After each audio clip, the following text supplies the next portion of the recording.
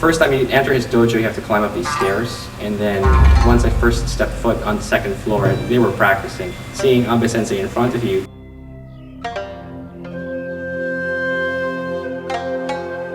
Abe Sensei was fascinating.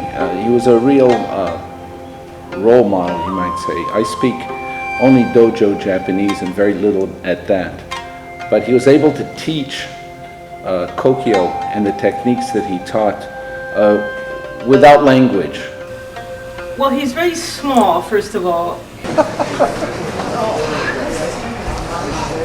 There's something kind of a little bit ethereal about him in his persona but he was more approachable than I would have imagined having, prior to meeting him.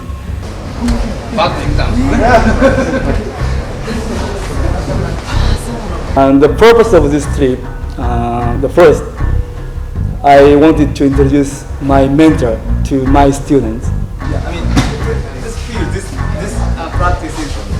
Abe Sensei is O Sensei's calligraphy teacher, and he's a disciple of Ueshiba Morihei Sensei.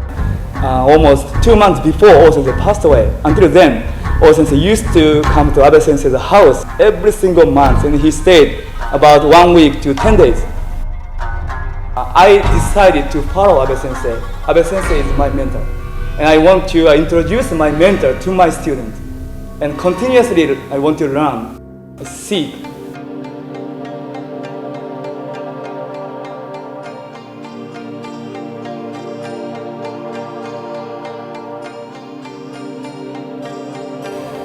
First time I met Abe Sensei, I believe 1977. I participated one of Abe Sensei's seminar. When I was 19 years old. I just graduated from high school, and he appeared, and I remember he was showing his hara, lower abdomen, and he was explaining importance of kokyu in breathing. That was really first time I believe I met Abe Sensei on the mat.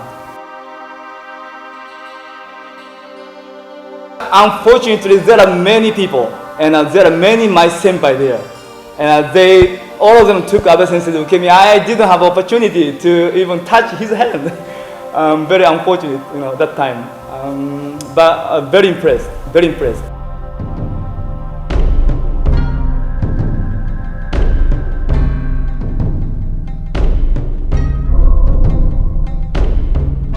I was always, thinking about, his technique, his explanation of spirituality and kokyu and his calligraphy. But really, until I came to this country, and my previous teacher, he invited him, I believe 1984 November. And until then, I really didn't get knowing him. And very fortunately, I was the only one who spoke Japanese at that time, and I was a senior student at that time.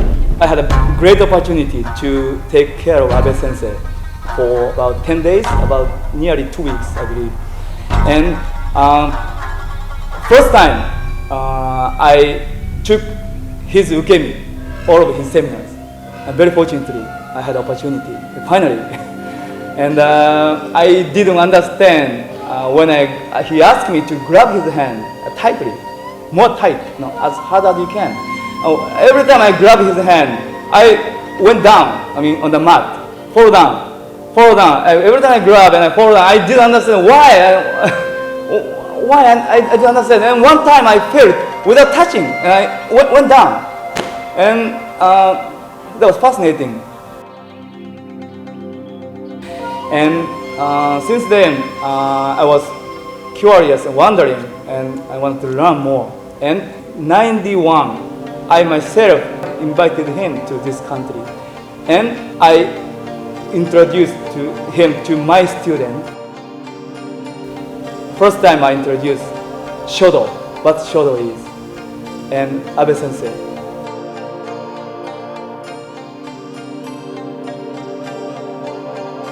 And then next year, I remember 92, we made Japan tour. We went to see Abe Sensei. and everybody inspired. And then again, I invited him 93 and 94. He came in 94 with his students.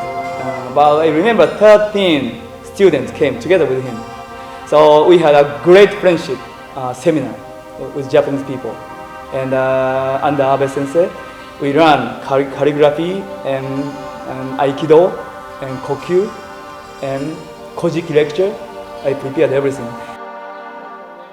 The more I invite him and more people, my people involved, inspired.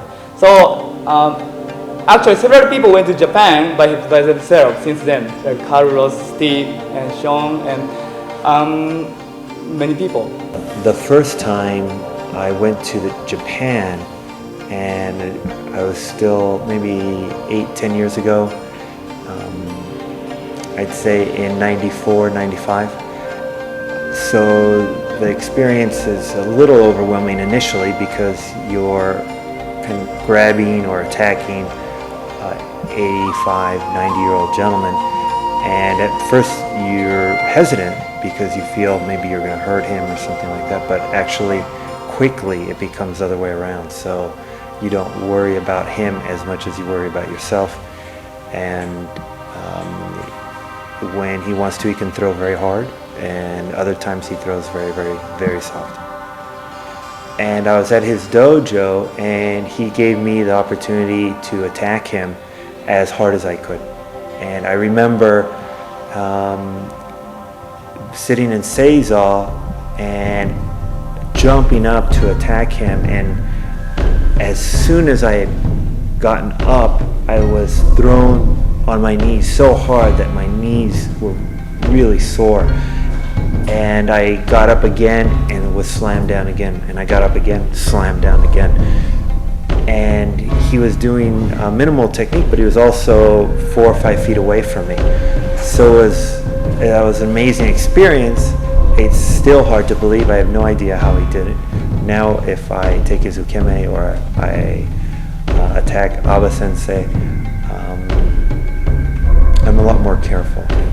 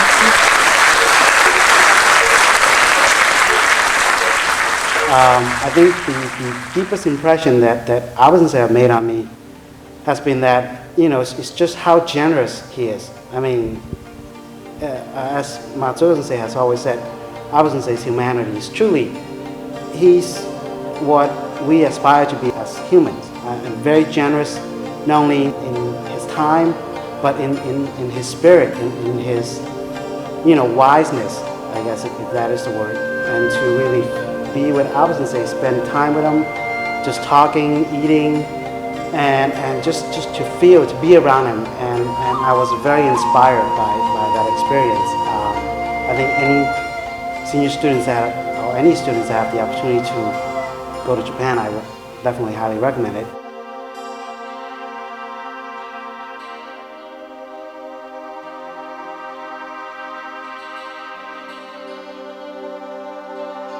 he was talking about relationship between Shodo calligraphy and Aikido all the time. I didn't understand at the beginning, but the more he explained, I inspired more. And also, he has a very unique situation with O-sensei. He also taught Shodo to O-sensei. This is one reason O-sensei left so many calligraphies, so many. And I saw, very fortunately, you could see, I believe, everybody.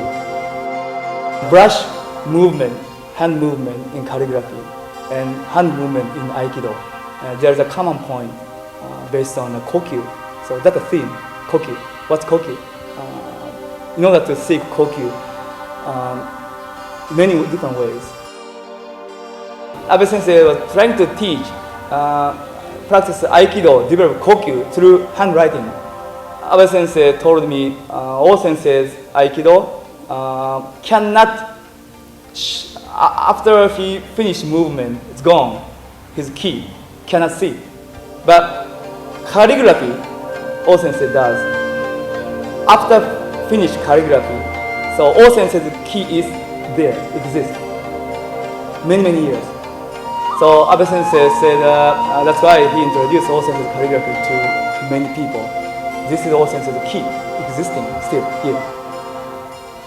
In this point, there is Aikido, there is Shodo, and different art, but show kokyu. It's a difficult concept, I'm thinking.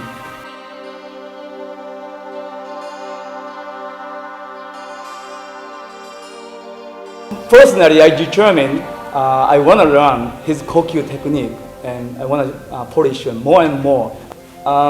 He's the one who took care of O-sensei, and he's a great person, wonderful person. I want to introduce my mentor to my students. That's why we made Japan tour, and I would like to continuously make this opportunity. Hopefully, we can bring him here, so that's easier. But I'm concerning his age, so maybe rather than that, maybe you may have more opportunity, to go there to get, guidance and receive training from him. That's my wish, continuously from now on.